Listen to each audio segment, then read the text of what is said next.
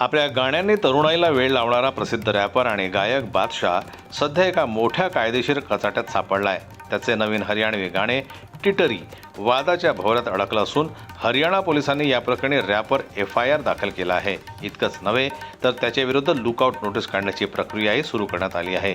या सगळ्या प्रकरणावर प्रतिक्रिया देताना बादशाहनं माफी मागितली आहे. 1 मार्च 2026 रोजी प्रदर्शित झालेल्या टिटरी या गाण्यातील काही दृश्य आणि शब्दांवरून हा सर्व वाद सुरू झाला आहे.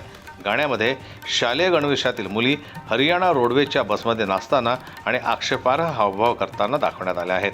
गाण्याचे बोल महिला आणि अल्पवयीन मुलींचा अवमान करणारे आणि अश्लील असल्याचा आरोप तक्रारदारांनी केला आहे. नारी तू नारायणी उत्थान समिती आणि शिव आरती इंडिया फाउंडेशननं याविरोधात तक्रार नोंदवली आहे. ब्युरो रिपोर्ट, जनमत लाईव्ह न्यूज. मराठी बातम्यांसाठी जनमत लाईव्हला लाईक करा, सबस्क्राईब करा आणि बेल आयकॉनला दाबायला विसरू नका.